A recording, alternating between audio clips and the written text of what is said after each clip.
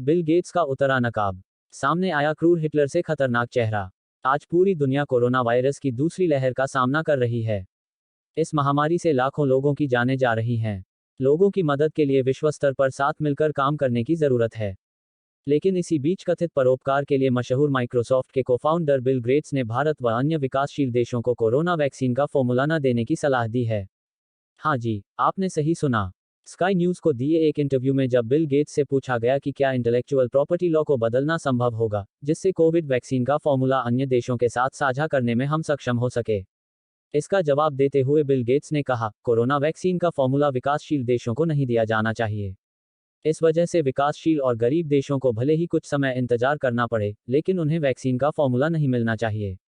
Bill Gates ने स्पष्टीकरण देते हुए कहा, भले ही दुनिया में वैक्सीन बनाने वाली बहुत सी फैक्ट्रियां हैं और लोग टीके की सुरक्षा को लेकर बहुत ही गंभीर हैं, फिर भी दवा का फॉर्मूला नहीं दिया जाना चाहिए।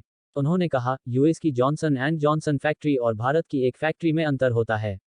वैक्सीन को हम अपने पैसे और अपनी विशेषज्ञता से बनाते हैं। वैक्सीन फॉर्मूला किसी रेसिपी की तरह नहीं है कि इसे किसी के भी साथ शेयर किया जा सके। इसके लिए बहुत अधिक सावधानी रखनी होती है, टेस्टिंग करनी होती है, ट्रायल्स करने होते हैं। वैक्सीन बनने के दौरान की हर चीज बहुत ही सावधानी से देखनी होती है। अर्थात इन्हें विकसित करने में बहुत धन लगता है, फिर क्यों मुनाफा कमाने का मौका गंवाया जाए। कुछ लाख लोग मरते हों तो मरें। ये है बिल गेट्स जैसे पूंजीपतियों का असली चेहरा। दरअसल बिल गेट्स व अन्य बड़े पूंजीपति अच्छे से जानते हैं कि पूंजीवादी साम्राज्यवादी शोषण व लूट के जरिए उन्होंने समाज के बहुत से आबादी को बेहद गरीब और कुपोषित बनाया है, हर सुख सुविधाओं से वंचित रखा है। लूटी पिटी जनता का गुस्सा इसके संचालक अरबपतियों पर न फूट पड़े, इसलिए ये अरबपति परोपकारी दानदाता होने का स्वांग रचते हैं। हैरानी नहीं होनी चाहिए कि इसी बिल गेट्स का नाम इन तथाकथित दानदाताओं की सूची में सबसे ऊपर है। गौरतलब है कि वर्ष 2000 में गेट्स और उनकी पत्नी ने बिल एवं मेलिंडा गेट्स फाउंडेशन के नाम से एक चैरिटेबल संस्थान बनाया, जो खुद को विश्व में सबसे अधिक पारदर्शी तरीके से संचालित चैरिटेबल संस्थान होने का दावा करता है। बिल गेट्स और उनके पिता रॉकफेलर ने मिलकर रॉकफेलर फाउंडेशन भी चलाया। इन चैरिटेबल फाउंडेशनों के माध्यम से इन्होंने दुनिया का मसीहा बनने की खूब कोशिशें की। ये अल्पसंख्यक समुदायों के लिए कॉलेज छात्रवृत्तियां, एड्स निवारण, तीसरी दुनिया के देशों में फैले रोग महामारियां दूर करने आदि के नाम पर खूब दान किया करते हैं। बिल गेट्स ऐसे दिखाते हैं कि उनका दिल गरीब हाशिए पर धकेले गए लोगों के लिए ही धड़कता है। इन्हें दान देते हुए फोटो खिंचवाने, सुर्खियों में रहने का बड़ा शौक है। 2017 में अपनी संस्था माइक्रोसॉफ्ट कॉप के 5% शेयर दान करने से ये 21वीं सदी के सबसे बड़े दानवीर बन गए हैं। क्या बिल गेट्स सच में बहुत परोपकारी, दरियादिल इंसान हैं?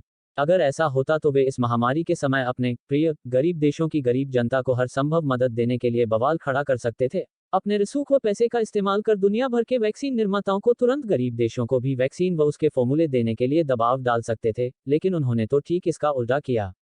फिर यह दोहरा चरित्र क्यों? दरअसल ऊपर से देखने पर यह विरोधाभासी लगता है, लेकिन बिल गेट्स व उनके जैसे पूंजीपति अपनी सोच में बहुत स्पष्ट होते हैं। मजदूरों कर्मचारियों का शोषण कर मुनाफा कमाना, अपने उत्पादों का पेटेंट कर उसकी रॉयल्टी से पैसा वसूलना, शेयर बाजार में बड़ी पूंजी के दम पर दखल देकर धन बटोरना आदि इनका मुख्य पेशा व नियति होती है। इनके करनी का परिणाम ही यह है कि 21वीं सदी में जब विज्ञान व टेक्नोलॉजी इतना विकास कर चुकी है कि कर्मिक आबादी का केवल चंद घंटे काम करने से दुनिया भर के लोगों की सारी बुनियादी जरूरतें पूरी की जा सकती हैं, पर इन पूंजीवादी नीतियों ने गरीबी असमानता बनाकर रखनी ही है। ज्यों ही मेहनतकशों की मेहनत का बड़ा हिस्सा बिल गेट्स जैसे लोगों की जेबों में चला जाता है, अमीरी गरीबी की खाई वहीं से बननी शुरू होती है। यही नहीं, खुद को परोपकारी दिखाने के लिए भी इन्हें समाज में गरीबी मुफलिसी बनाकर रखनी होती है, ताकि बहुत अधिक हाहाकार मचने पर ये मलहम लेकर जाएं व गरीबों की वाहवाही बटोरें, उनके नजरों में मसीहा की छवि बना पाएं। जब तक पूंजीवाद रहेगा, गरीबी बेरोजगारी बनी रहेगी। बिल गेट्स जैसे कुछ तथाकथित मसीहा भी समाज में अवतरित होते रहेंगे। पूंजीवाद के खात्मे के बाद समाजवादी व्यवस्था में गरीबी बेरोजगारी भी खत्म कर दी जाएगी।